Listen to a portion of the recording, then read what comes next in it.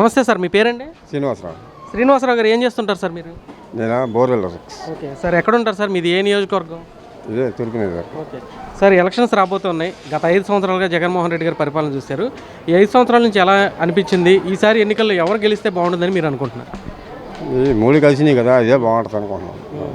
Okay, ఎలా ఉంది sir ఈ 5 సంవత్సరాల నుంచి మీరు బోర్వెల్స్ చేస్తూ ఉంటున్నారు కదా, బిజినెస్లు ఎలా ఉన్నాయి, వ్యాపారాలు ఎలా ఉన్నాయి, లేకపోతే పనులు ఇవన్నీ ఎలా ఉన్నాయి అసలు? అన్నీ డల్గానే ఉన్నాయి. కనపడుతుంది, అందరికి కనపడుతుంది. ముందు మీకే తెలిసి, మీడియా అంటే మీకే తెలిసిద్ది, మాకన్నా కూడా మేము వెతికితే తెలిసిద్ది మాకు. ఇప్పుడు జగన్మోహన్ రెడ్డి గారు ఏమంటున్నారంటే, మేము సంక్షేమ పథకాలు ఇస్తున్నాము, మాకంటే ఎవరు బాగా చేయలేదు, ఈసారి కూడా మేమే గెలుస్తామని చెప్పి మాట్లాడుతున్నారు. మీరేమంటారు దాని గురించి? సంక్షేమ పథకాలు ఎవరికి వస్తున్నాయి? వచ్చిన వాళ్ళకి వస్తున్నాయేమో, వాళ్ళ వాళ్ళకి వస్తాయి, మిగతా వాళ్ళకి ఎవరు కదా, అందరికి ఇస్తే బాగుంటుంది. సార్, మీ నియోజకవర్గంలో తెలుగుదేశం కూటమి తరపున గద్దె రామ్మోహన్ గారు పోటీ చేస్తున్నారు, వైసీపీ తరపున అవినాష్ గారు పోటీ చేస్తున్నారు. ఇద్దరిలో ఎవరు గెలిస్తే బాగుంటుందని మీరు అనుకుంటున్నారు సార్? గద్దె రామ్మోహన్ అండి, పక్కాగా. ఏంటి సార్ గద్దె రామ్మోహన్ గారు అసలు ఎందుకు కావాలి? ఆయన ఎలాంటి వ్యక్తి అసలు? ఆయన మామూలుగా వ్యక్తిగానే మంచి వ్యక్తి, ఎవరికి పిలిచినా పలుకుతారు. ఈ అవినేష్ గారు అంటే అంతా తప్ప తెలుసు కదా, అండ్ దాని గురించి మనం చేసేది లేదు, చెప్పేది లేదు. దాని గురించి చెప్పుకోవటం కూడా అనవసరం. అది నమస్తే అమ్మా, మీ పేరు? కేరాబి. ఏం చేస్తుంటారమ్మా మీరు? నేనేం చేసేది లేదు నాన్న. కొడుకులు ఉంటేనేమో 2 హైదరాబాద్లో ఉంటున్నారు, ఒక అబ్బాయి ఇక్కడ ఉంటున్నాడు.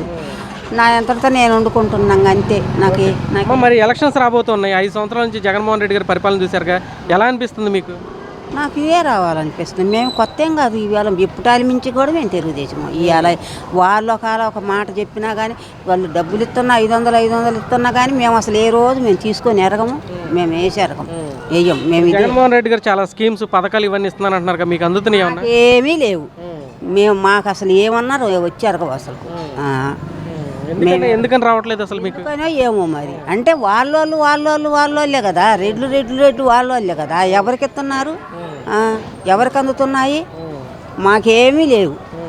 పింఛను పోయి మొన్న నేను అడిగితే, నీకు ఇల్లు ఉంది కదా, 300 బిల్డింగ్ ఉన్నదంటే నేను నా కొడుకులకు రాసి ఇచ్చినాను, నాకు ఏమి లేదు అని కూడా రాలే. ఇవ్వలేదు. ఈ బుచ్చాలరెడ్డి నేను ఇప్పిస్తానని కూడా అన్నాడు, అడిగినా కూడా రాలే. మరి మీ నియోజకవర్గంలో గద్దె రామ్మోహన్ గారు పోటీ చేస్తున్నారు, అవినాష్ గారు పోటీ చేస్తున్నారు. ఏంటి గద్దె రామ్మోహన్ గారి మీద మీ అభిప్రాయం ఏంటి? అభిప్రాయం అంటే రావాలని కదా అనుకునేది. ఎవరు అసలు ఈయన గురించి ఏం తెలుసు మీకు వ్యక్తిగతంగా? ఈయన ఎలాంటి వాడు గద్దె గారు? మంచివాడే కదయ్యా. ఇప్పుడేమి కొత్త ఏమి, మేము మాదిరెడ్డిపాలెంలో పొదల్లో ఉన్నా కూడా మేము ఇదే అసలు. ఏ రోజు మేము మా అన్ని 16 ఓట్లు ఉన్నాయి. మా ఆయన పోయినానికి 17 ఓట్లు ఉండేవి. మేము ఇటే వేసేది, మేము డబ్బులు తీసుకొని ఎరగము, మేము ఏ రోజు మేము అసలు అటు పోయి ఎరగము.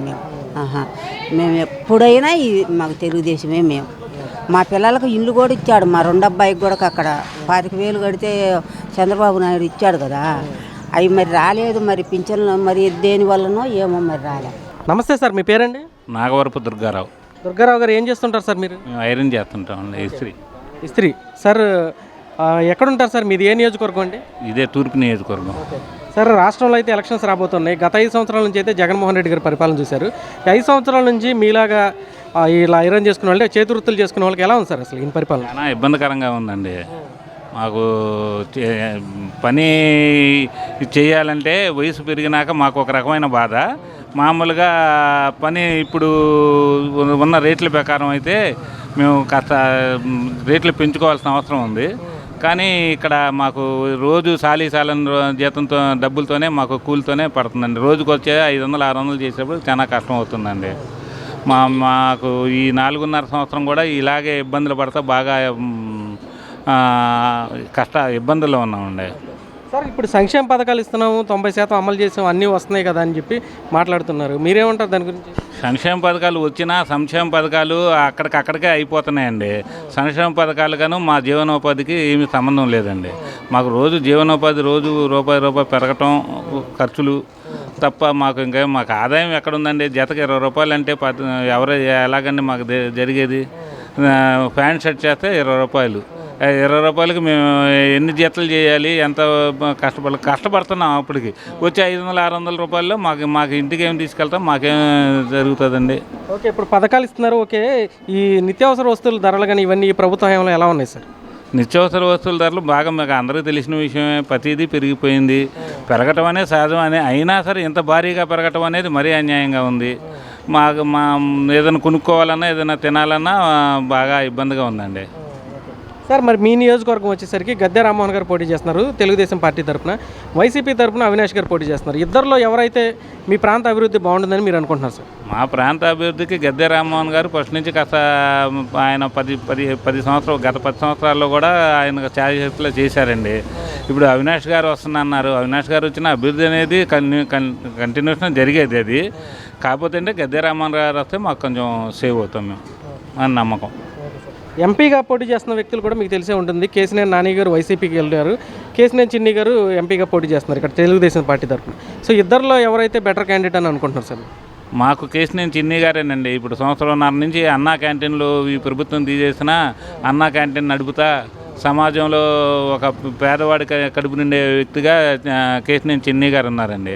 అన్నా క్యాంటీన్ తీసేసి వాళ్ళు ఈ కేసినేని నాని గారు అయితే మాకు ఎంపీగా ఆయన 10 సంవత్సరాలు చేశారండి. ఈ తూర్పు నియోజకవర్గంలో ఈ మామూలుగా ప్రజలతో మమేకం అవటం ఎప్పుడు కనపడలేదండి నాకైతే తెలిసైతే. ఆయన ఎంతకాటికి కూడా పై స్థాయి నాయకులతో మంతనాలు చేయటం జరుగుతుంది. ఎంపీ బాధ్యత కూడా అదే కావచ్చు, కానీ ప్రజల్లో వచ్చి మమేకమయ్యే ఆలోచన ఆయన ఎప్పుడు మా కంటికి కనపడలేదండి.